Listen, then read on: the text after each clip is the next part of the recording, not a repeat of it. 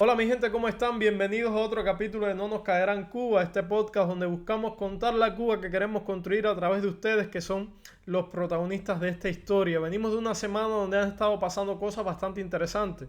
Por un lado, la policía política cita a una menor de 3 años bajo la amenaza de si no asiste a acusarla de desobediencia. Solamente en Cuba la policía política puede citar a una niña de 3 años sin que hayan consecuencias. Luego, en reunión con la madre, le informan que se trató de un error, pero no hubo una disculpa pública, no hubo consecuencias para ese oficial de la seguridad del Estado que cita a una menor de edad de 3 años en Cuba con toda la violencia que eso implica. Por otra parte, estamos en una semana donde el dólar ha alcanzado un nuevo récord en el mercado informal. Según la tasa representativa informada por el toque, estamos hablando de 240 pesos por un dólar.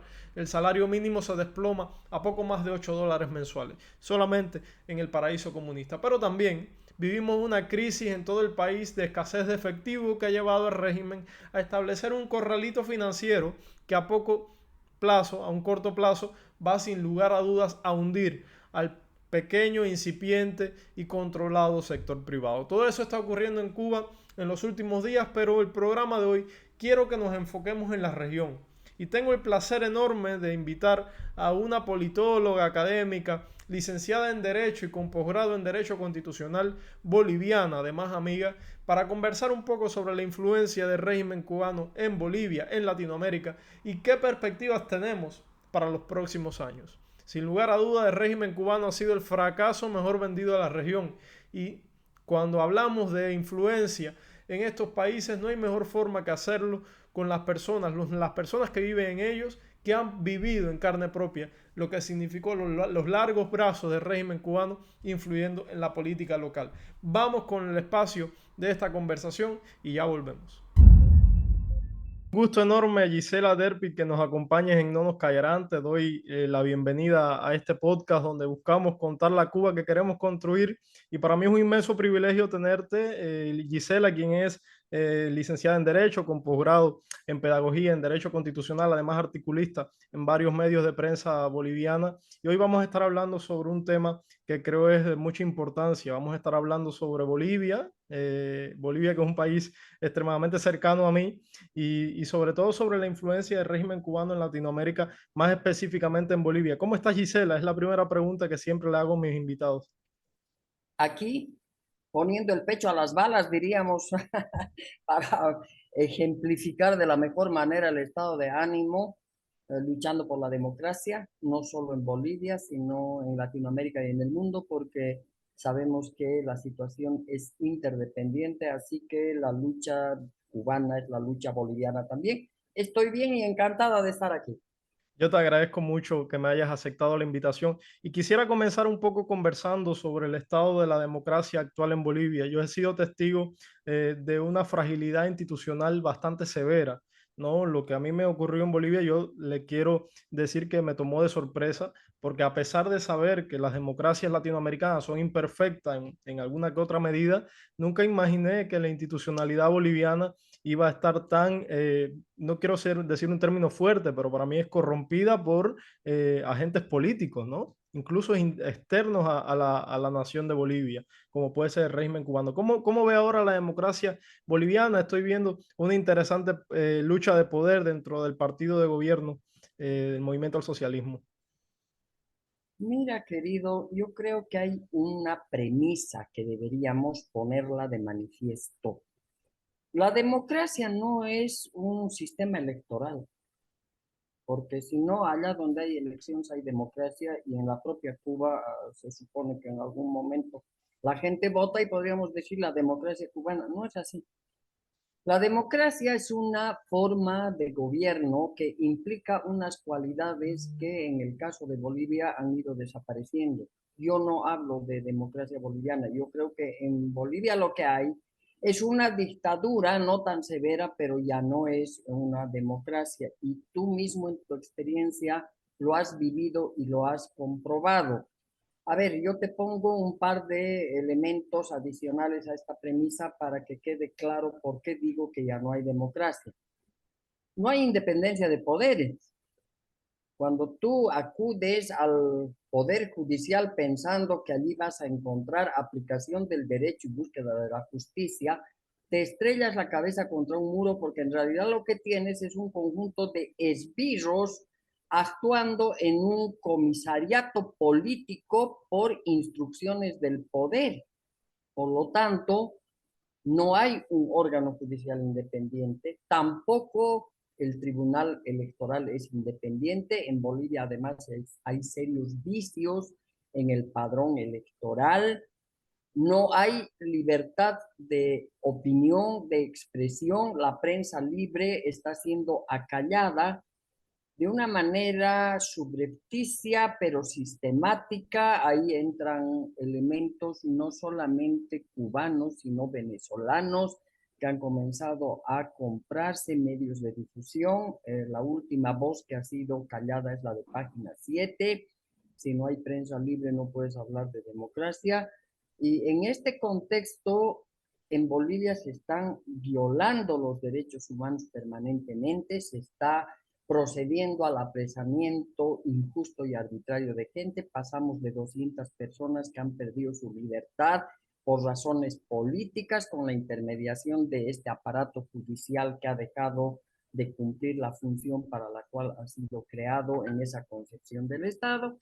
En consecuencia, en Bolivia hoy estamos viviendo una dictadura. Yo alguna vez hablé con Anameli Ramos, ya no he vuelto a hablar hace mucho tiempo con ella, pero le decía, Cuba, el pueblo cubano luchando por salir y nosotros luchando por no entrar del todo al mismo sótano oscuro de la dictadura. En consecuencia, mi diagnóstico es ese, esa pelea que se ve. Probablemente hay escaramuzas por intereses oscuros. Yo tengo la impresión de que se están peleando por áreas de intervención en negocios ilícitos, hay ese tipo de cosas. Pero ¿cómo es posible semejantes acusaciones, querido? No hay un detenido, no hay una Claro. investigación en curso. Lo último que han dicho que la hija de Nemesia Chacollo, que tuvo la guagua y que parece que la tuvo en Cuba, no, pues no tiene ningún tipo de consecuencia. Se están dando el lujo de pelearse y eso aparentaría una ventaja para una posible alternancia en el poder en la que yo francamente no creo mucho, porque han desbaratado el sistema político y lo han hecho a través de eso que tú muy bien has pintado, un debilitamiento de la institucionalidad. Y por lo tanto, lo que tenemos que hacer es ejercer nuestro derecho a la palabra y a la denuncia, y ojalá pasemos de ese derecho a ejercer otro que es el derecho a reorganizarnos y asociarnos para, en el marco de la justicia y del Claro. derecho que es lo mío, podamos avanzar, porque lo último que vamos a hacer es rendirnos. Yo le confieso que el proceso boliviano a mí me ha decepcionado, porque si bien actualmente estamos viendo una, como usted dice, una dictadura naciente que ha un poco corrompido la institucionalidad, el origen de estos cambios siempre trae un poco de justicia, ¿no? Y de que la gente se empatice. La llegada de Evo Morales hace años atrás al poder podía levantar la empatía de parte del pueblo boliviano. Sin embargo, al igual que ha pasado con otros llamados líderes de este socialismo del siglo XXI, se corrompen, intentan incluso transgredir sus propias leyes y perpetuarse en el poder. Lo ocurrido con Evo Morales en el 2019, yo le aseguro que despertó a mucha gente en el continente, porque que una persona que haya años anteriores aprobado una constitución y posteriormente intente transgredir su propia constitución, es casi un sinsentido, ¿no? Por supuesto que sí, pero fíjate, habría que haber vivido el proceso como yo lo he vivido. Evo Morales y demás llegan al poder bajo la lógica de blanco y negro, bueno y malo. Y ya ahí se nota la manito desde el Caribe. Claro, Que sí, sí, sabemos que totalmente. si algo tenemos que reconocer a estos regímenes que han sido discípulos disciplinados de aquello que la dictadura castrista podía haberles enseñado, si algo le tenemos que reconocer es sus tremendos éxitos propagandísticos, Exacto. ¿sí? Tú sabes que yo soy una vieja de 65 años que la primera vez que escuché hablar sobre la pseudo revolución cubana, me hablaron en un contexto de que Cuba era un país miserable en el que la gente se moría de hambre y llegaron para salvar los guerrilleros Barbados. Y nos creímos esa historia. ¿Y sabes quiénes me lo contaron? Personas dentro de grupos de iglesia, de la iglesia católica. Por lo tanto, esa campaña empezó temprano. Y en el caso de Bolivia, vuelvo a lo que nos interesa por ser yo boliviana, el MAS llegó bajo esa lógica de blanco y negro, bueno, malo, el cara en alusión al que tiene sangre europea en alguna vena, ¿no? Por Ujú. ahí, y el indígena, que es el bueno, el perfecto, pudo haber sido cualquier otro, pudo haber sido el mal, la casualidad hizo que sea el señor Morales, pero Claro. él llegó sobre esa base, sobre la base de un discurso de odio, de revancha. Él anunció con toda sinceridad, hemos llegado para quedarnos, nos van a sacar muertos de aquí, lo dijo el día que se procesó. En algún momento, si es de interés, podríamos hablar, no ahora seguro, del asunto de la Constitución. Es una Constitución elaborada por asesores muy vinculados al proceso de Ecuador, al proceso de Venezuela y por lo tanto muy amigos también de la dictadura cubana.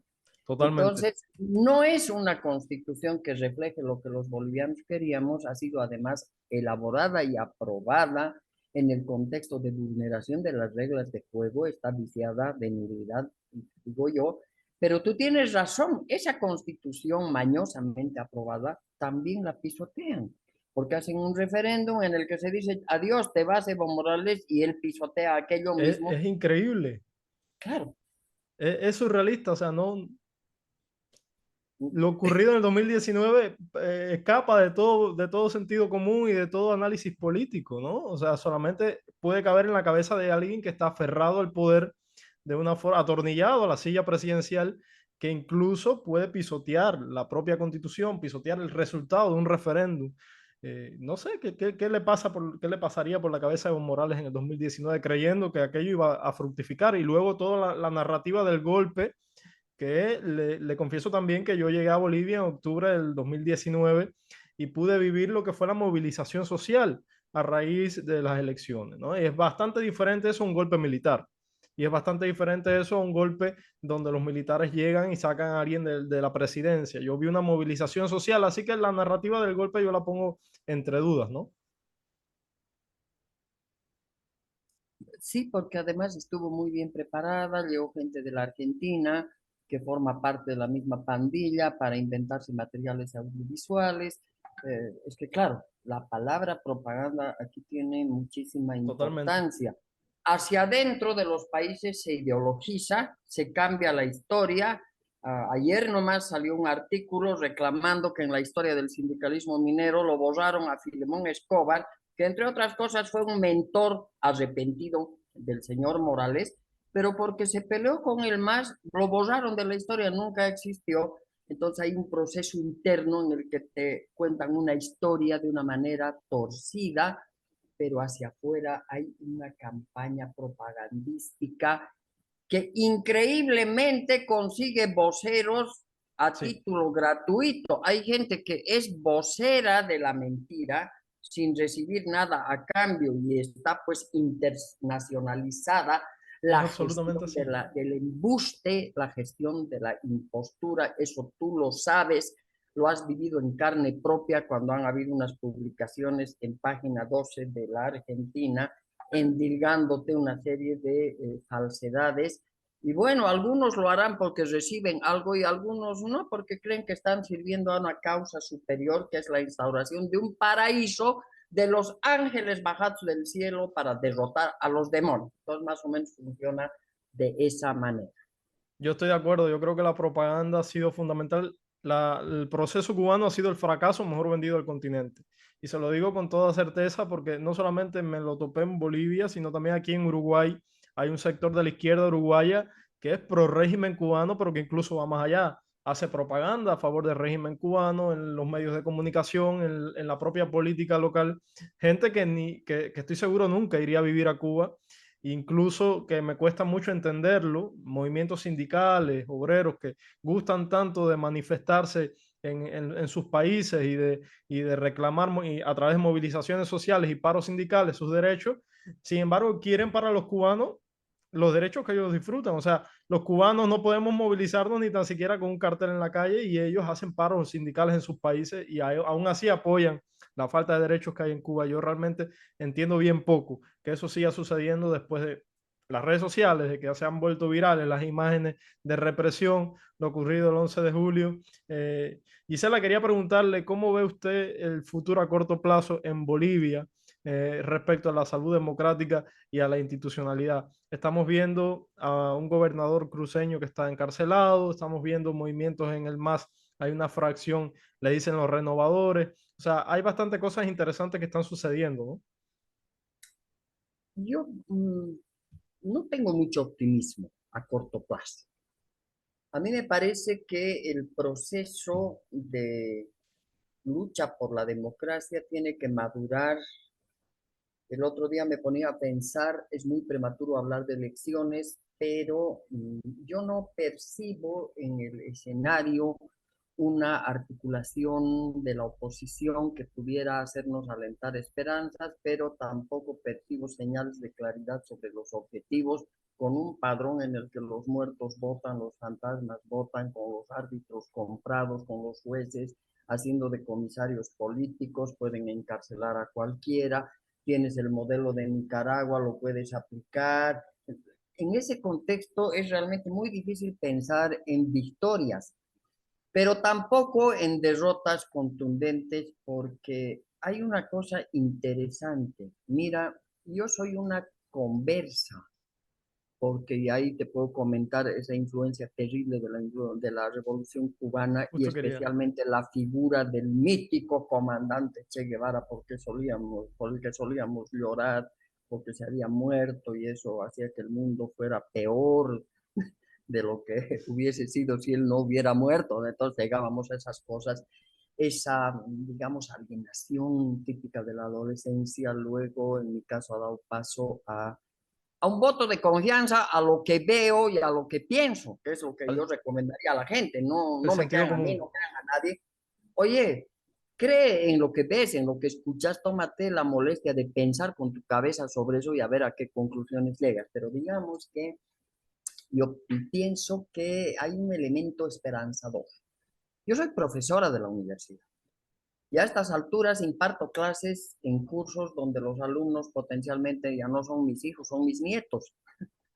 Y son chicos que no han conocido otro régimen que no sea el régimen marxista y sin embargo percibo en ellos un hastío tan grande por lo que está pasando y una mirada despojada de elementos ideológicos y de consignas que me hace pensar que en el mediano plazo podríamos tener algunas cosillas interesantes siempre y cuando vayamos en un camino, digamos, unido, pese a nuestras diferencias, que entendamos de una vez que ya habrá tiempo para pelearnos entre nosotros, entre los que estamos en la vereda democrática, pero que por ahora tenemos que marchar juntos. Entonces, esa es mi visión. A corto plazo no creo que puedan haber muchas cosas impactantes de resultados grandiosos, pero podrán haber avances que alienten un cambio en el mediano plazo.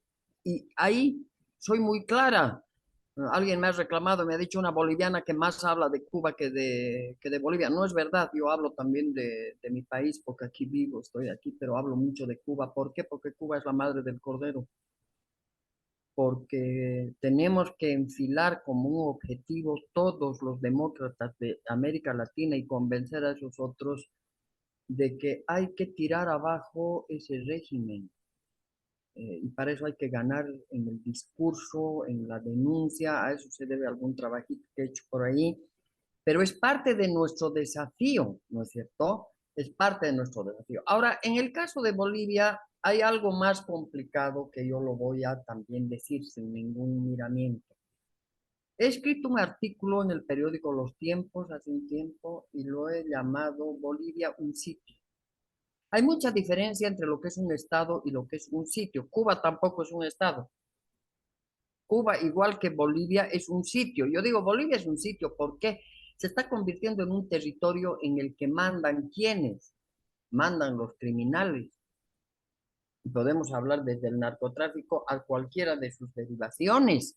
En Bolivia avasallan tierras, en Bolivia plagian gente, en Bolivia violan muchachitas, la pedofilia, todo lo que tú quieras, aquí no pasa nada, el contrabando campea, ni qué hablar de la sustancia más blanca que es la única industria de Bolivia, ¿no es cierto? Y eso genera inseguridad y bueno, entonces Bolivia un sitio porque aquí ya no hay Estado.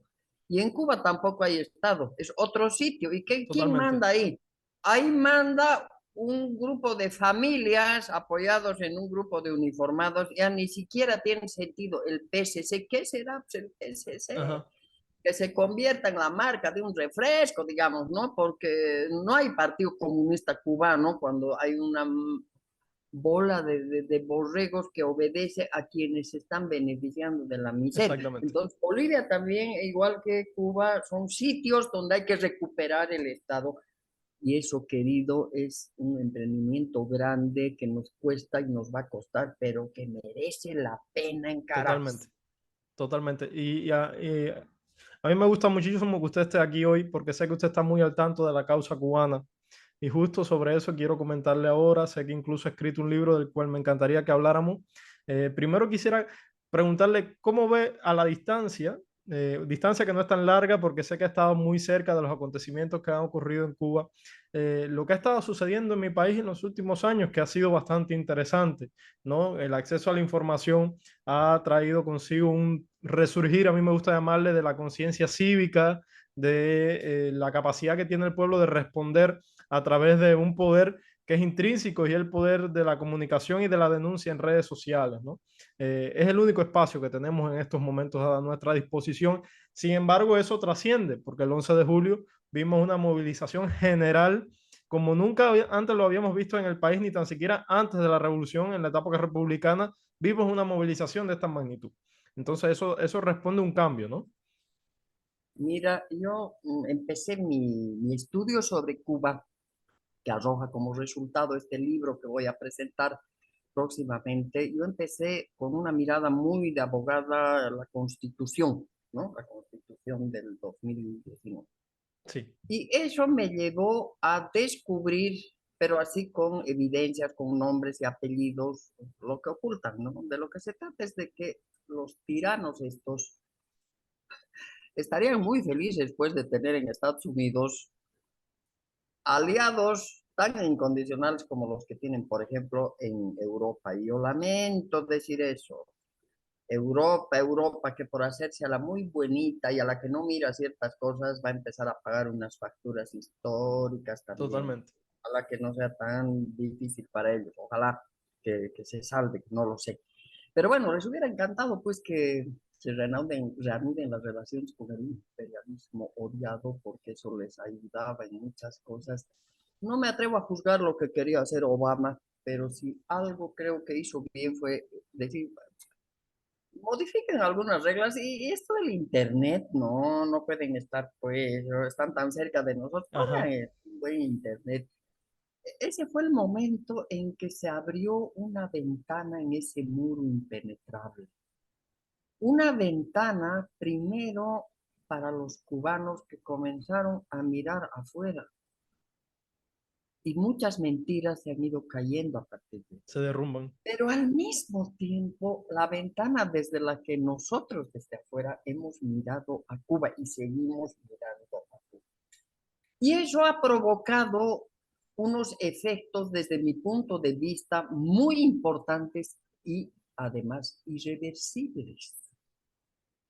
Tiene que ver con ese estallido que el 11 de julio encuentra un hito, pero que está precedido de otros, ¿no?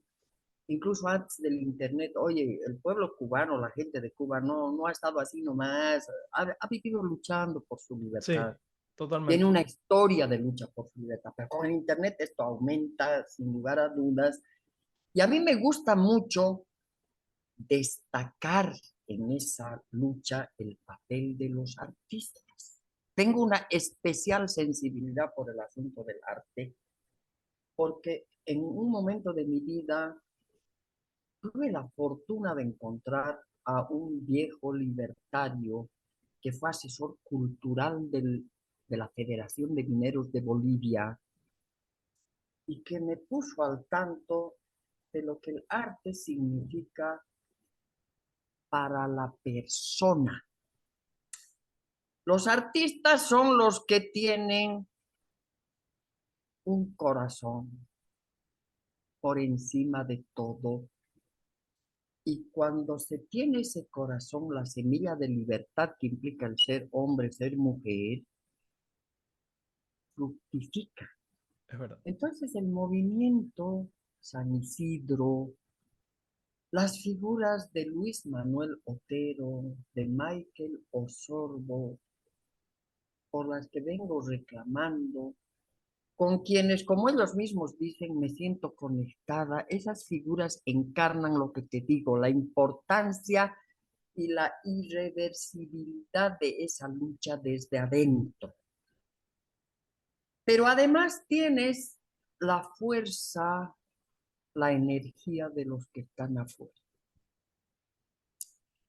A mí me parece que el exilio cubano es un exilio maravilloso porque en él hay gente que contribuye de muy diferentes maneras y probablemente lo mismo que yo deseo para mi país respecto de esta vereda democrática, tengo que desear a viva voz para el exilio cubano y es la posibilidad de tender los puentes para dejar las diferencias para el Claro. momento en que la dictadura haya sido derrotada. Entonces, destaco la lucha libertaria del pueblo cubano desde el primer momento, desde antes de la revolución de 1959, llamada revolución, que encuentra en Martín una figura tan simbólica, tan representativa, porque es una lucha incesante. Ahora, ¿cuál es el problema? Lo que, digamos, juega en contra es la condición insular, querido Mateo. Sí, definitivamente. Cuando tú tienes un país como Venezuela, por decir algo, con una frontera con tal o cual, y hay cosas que suceden en las fronteras, el problema de Venezuela se vuelve el problema de los países limítrofes, hay una mayor posibilidad de despertar conciencia y de despertar ciertos lazos y ciertos vínculos. En algún caso, la isla Bella queda así abandonada a su suerte. Y sucede lo que Pavel Giró dijo al recibir el premio por su tremendo documental, que no lo he visto y seguramente no lo veré porque acá no llegará, sobre el caso Padilla, cuando dijo a esa izquierda de la que tú has hablado, dijo, dejen de ver a Cuba como un parque temático, como ese lugar exótico donde la gente tiene que someterse a sufrimientos indecibles por solventar una utopía que como toda utopía no se realiza nunca y en otras palabras y en términos muy bolivianos es una gran mamada porque te toman el pelo a nombre de ella. Entonces, esa condición insular a mí me preocupa como elemento objetivo que probablemente contribuye a que esto se vaya prolongando mucho más de lo que debería haberse prolongado. Yo creo que estoy de acuerdo con usted. A eso hay que sumarle un control absoluto, ¿no? Yo creo que pasamos de llamarnos dictadura a ser un Estado totalitario, con un control social en todos los aspectos de la vida nacional, ¿no? Y cuando estamos en estas circunstancias se vuelve mucho más difícil todo, porque disentir prácticamente es un suicidio social. Por eso yo aplaudo tanto y tengo tanta admiración hacia las personas que dentro de Cuba se atreven a hablar, a manifestarse, porque es un suicidio social, es un control absoluto del Estado en cada uno de los aspectos de la vida, económico, en tu barrio, en tu escuela, en tu universidad. O sea, se convierte un estado de persecución absoluta a aquellos que deciden disentir. Gisela, quisiera comentarnos, que nos comentes a la audiencia sobre el libro tan interesante que me ha comentado ya por privado, que está en proceso de terminar, sobre Cuba. A mí me parece muy interesante que alguien desde una visión latinoamericana hable de lo que a mí, de mi país, sobre todo con tanto sesgo, ¿no? Durante tantos años. Mira, empecé con lo de la Constitución y luego me tuve que ir un poco más atrás, pero reconocí con objetividad y con mucho respeto algo. A mí no me corresponde hacer un libro sobre la historia de Cuba porque estoy fuera. Ya. Yo tenía que haber escrito algo, tenía que haber hecho un estudio con acceso a información y bueno, dije entonces, no voy a escribir solo sobre la Constitución. Me puse en este contexto. En 1959, como parte del discurso, se dijo, señores, vamos a hacer un reino de la igualdad y el precio que la gente va a pagar, como en todo modelo de corte marxista, es la libertad. Aquí no hay individuo, no hay derechos individuales, no hay libertad, pero va a haber igualdad. Y nosotros, los comunistas, como representantes de las fuerzas revolucionarias, somos la vanguardia, entonces vamos a llevar adelante ese proyecto. Y eso se manifiesta en dos planos. El primero es el plano de las leyes. Yo como abogada te digo, tú quieres saber qué tipo de persona, de sociedad, de Estado se ha pensado en cualquier lugar del mundo, anda a mirar sus leyes. Ahí está ese sueño. Y tienes el otro plano de la realidad. Entonces tú contrapones y dices, ¿qué cosa se ha cumplido, qué cosa no se ha cumplido? Y me he metido de cabeza en la red internet, que es una maravilla durante toda la cuarentena, pero hasta casi quemar mi computadora y quemarme los ojos, y he buscado toda la información sobre los dos planos. Y lo he hecho, querido, con un esfuerzo, digamos, intelectivo, muy comprometido, muy responsable. Yo me considero una académica, pero fíjate, soy latina, profundamente latina, y soy mujer, soy madre, soy abuela y tengo también unas emociones y unos sentimientos muy fuertes. También lo he hecho poniendo eso porque no he dejado de olvidar, no, perdón, no he dejado de recordar más bien, no he dejado de recordar el impacto terrible de esa figura del Che Guevara que se llevó generaciones de jóvenes en Bolivia y en Latinoamérica a esa aventura de la vía armada, se cobró tantas vidas, así que ha sido un trabajo que me ha costado también en la parte afectiva. ¿Por qué? Porque yo, con los datos que he obtenido, estoy en condiciones de decir, señores, sí, cumplieron muy bien la liquidación de la libertad y los derechos civiles y políticos, los aniquilaron por completo, pero no cumplieron con su promesa de igualdad, porque aquí no hay igualdad, en Cuba no hay igualdad. Tú claramente puedes ver los estatus de privilegio de esas familias, de sus amiguitos, una monarquía sin linaje, podríamos decir, Totalmente. sus uniformados, que manejan casi el 70% de la economía de esta isla bella a través de Gaesa y todas estas cosas. Tú puedes ver, por otro lado, los sectores esclavizados al servicio de esto, como los profesionales, incluso la gente con capacidad, con talento en otras áreas, que tiene que someterse a un tráfico brutal, como lo ha denunciado Prisoners Defenders en un proceso que tiene que marchar y que tiene que llegar a una condena internacional. Y tienes ahí en el llano a la gente en la miseria más absoluta. Fíjate tú que he tenido la suerte de leer el libro La Isla Oculta de Abraham Jiménez de Noa, he escrito un comentario. Después de haber hecho este estudio, cuando he leído este libro, me he internado con él en esa isla oculta, sabes, no he podido dejar de sentir otra vez horror. Entonces, ¿qué igualdad es esta? ¿Qué igualdad es esta? Es una patraña total. Bueno, eso que te estoy diciendo, mira vos, el mamagacho este que tengo, el mamotreto que son 400 páginas Wow. totalmente sustentadas de un trabajo que se llama Cuba no hay derecho, que espero publicarlo a través del auspicio institucional de una fundación identificada totalmente con la lucha por los derechos humanos y la democracia en Cuba y que estará ahí a disposición de la gente. El destinatario es todo demócrata del mundo que apuesta por la libertad y que en esa apuesta tiene la disposición de sentarse a sufrir la información que está en este libro. Y ahí de paso me encontrará a mí sin ninguna imparcialidad, digamos, subjetiva. Yo soy parte interesada.